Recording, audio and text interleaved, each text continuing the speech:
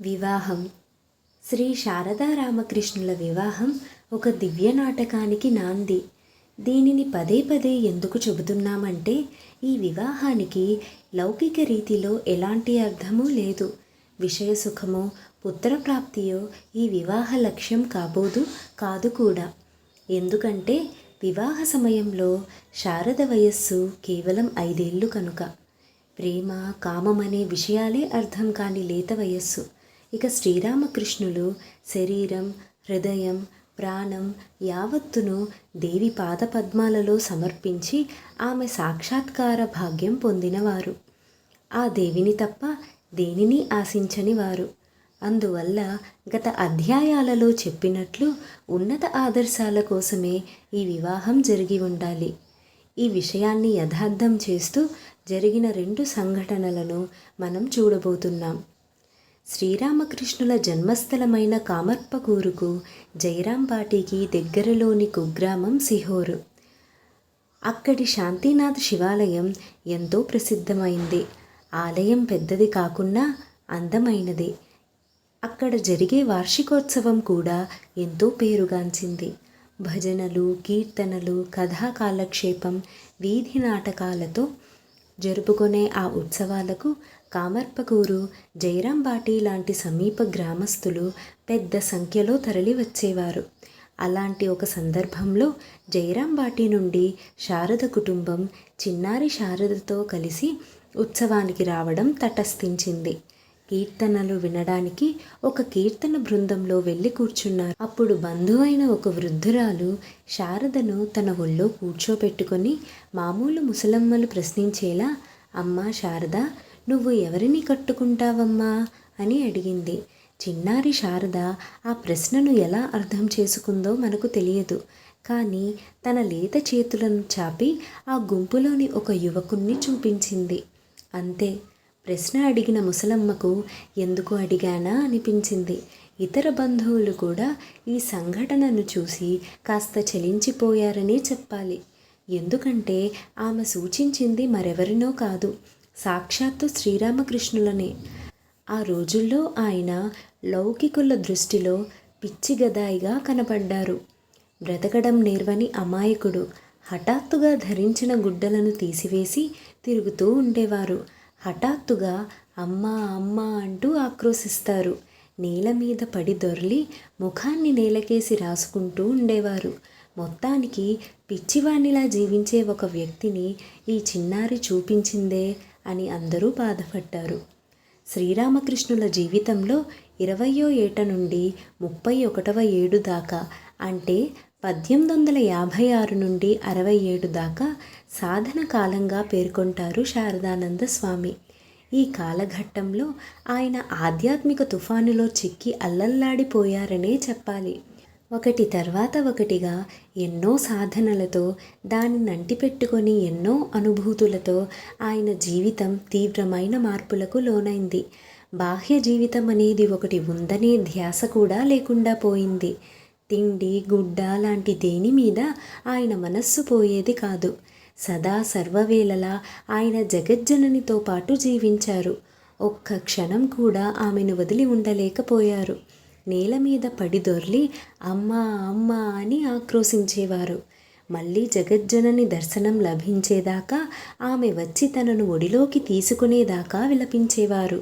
వారి ఆంతరిక జీవితం చూడజాలని సామాన్యులు ఆ బాహ్య జీవితాన్ని చూసి ఆయన పిచ్చివాడని తీర్మానించారు. తాము అర్థం చేసుకోజాలని ఒక విషయాన్ని అవివేకం, పిచ్చి అని తీర్మానించడం లోకం నైజం కదా. అందువలన శ్రీరామకృష్ణులను పిచ్చివానిగా తీర్మానించడంలో వింత లేదు. ఈ వార్త కామర్పకూరులో శ్రీరామకృష్ణుల తల్లి అయిన చంద్రమణీదేవికి అందింది.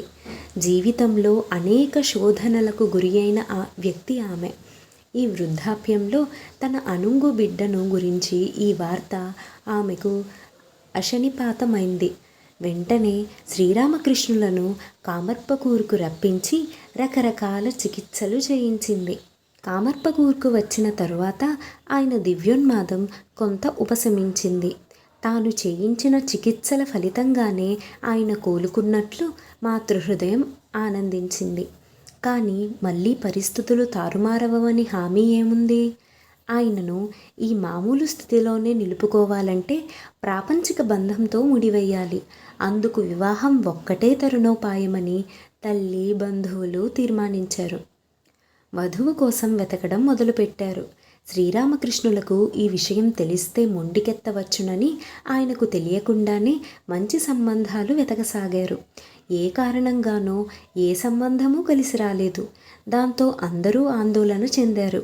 అప్పుడు ఒకరోజు శ్రీరామకృష్ణులు పారవస్య స్థితిలో వధువు కోసం అక్కడా ఇక్కడా వెతకి ప్రయోజనం లేదు. జయరాంబాటిలో రామచంద్రుని ఇంట్లో నా కోసం ఒక అమ్మాయి గడ్డితో చుట్టపడి పరిరక్షింపబడుతూ ఉంది. అక్కడికి వెళ్ళి విచారించండి అన్నారు. శ్రీరామకృష్ణుల మాటలను ఆయన తల్లికి, అన్నగారికి అంతగా నమ్మకం కుదరలేదు. అయినా జయరాంబాటికి మనిషిని పంపి విషయం తెలుసుకున్నారు. పిల్లకు 5 ఏళ్ళు అయినా చంద్రమణి వివాహానికి సమ్మతించింది. కన్యాశుల్కం కూడా చంద్రమణి పేదరికానికి తగ్గట్లు కొంత తక్కువగానే ఇచ్చారు. బాల్య వివాహం అనేది ఆ కాలంలో సంప్రదాయమే.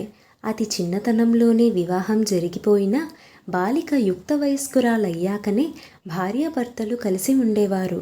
అందువల్ల శారదకు 5 ఏళ్లప్పుడే వివాహం జరిగిందనే విషయం మనకు ఆశ్చర్యంగా ఉండదు. కానీ వరుని వయస్సు 23 అన్నప్పుడే అక్కడ దైవత్వం హస్తాలను మనం వెతకవలసి ఉంది. ఎలాగో వివాహం గురించి సంప్రదింపులన్నీ 1-2 రోజులలో ముగిశాయి. అబ్బాయి ఇంటివారు కన్యాశుల్కంగా 300 రూపాయలను ఇచ్చారు. 1859 మే నెలలో ఒక శుభముహూర్తంలో శ్రీ శారదా రామకృష్ణుల వివాహం ఎంతో నిరాడంబరంగా జరిగిపోయింది. కామర్పకూరు నుండి శ్రీరామకృష్ణులతో పాటు ఆయన అన్న రామేశ్వర వెళ్ళాడు. వివాహానంతరం ఆ రోజు సాయంత్రం అందరూ కామర్పకూరుకు తిరిగి వెళ్ళిపోయారు. శారదను ఆమె పినతండ్రి అయిన ఈశ్వర్ ముఖర్జీ తమ భుజాల మీద ఎత్తుకొని తీసుకెళ్లారు. ఆమెను అమిత ప్రేమతో ఆహ్వానించింది చంద్రమణి. 1-2 రోజులు ప్రశాంతంగా గడిచాయి. అప్పుడు ఒక సమస్య తలెత్తింది. పేదరికం కారణంగా పెళ్లి కూతురికి కొత్త నగలు పెట్టలేకపోయింది చంద్రాదేవి. అయినా ఉత్సాహంతో కొన్ని నగలను అరువుగా తెచ్చి శారదకు అలంకరించింది. ఇప్పుడు ఆ నగలను వారికి వాపసు చేయాలి. కానీ శారద ఆ నగలను తనివిగానే భావించి పొంగిపోయింది. వాటిని ఆ అమ్మాయి నుండి ఎలా తీసుకోవాలి? చంద్రమణికి ఏమీ పాలుబోలేదు. తల్లి సమస్యను అర్థం చేసుకున్నారు శ్రీరామకృష్ణులు. శారద నిద్రపోతున్నప్పుడు ఆమెకు తెలియకుండా నగలన్నిటినీ తీసి తల్లికి అందజేశారు. ఉదయం మేల్కొన్న శారద తన దుఃఖాన్ని ఆపుకోలేకపోయింది. చెవులు, ముక్కు, మెడ అన్నీ తాకి చూపిస్తూ అక్కడ ఉండిన నగలన్నీ ఎక్కడా అంటూ ఏడుస్తూ అడిగింది. చంద్రమణీదేవి అమిత ఆవేదనతో శారదను అక్కున చేర్చుకొని కన్నీరు కారుస్తూ, అమ్మా శారద, ఇవేం గొప్ప నగలు! వీటికన్నా చాలా మంచి నగలను ఎన్నింటినో నీకు గదాయి చేయిస్తాడు చూడు అంటూ అనునయించసాగింది. ఎలాగో శారద తాత్కాలికంగా ఉపశమనం పొందింది.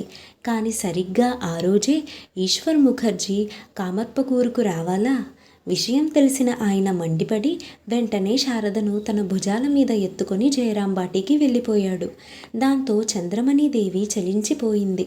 అయినా శ్రీరామకృష్ణులు ఏమీ జరగనట్లుగా తల్లి ఆవేదనను చూసి, అమ్మా, నువ్వు ఎందుకు ఆవేదన పడుతున్నావు?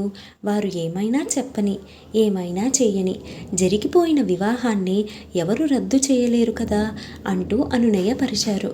తర్వాత ఎలాగో పరిస్థితి చక్కబడింది.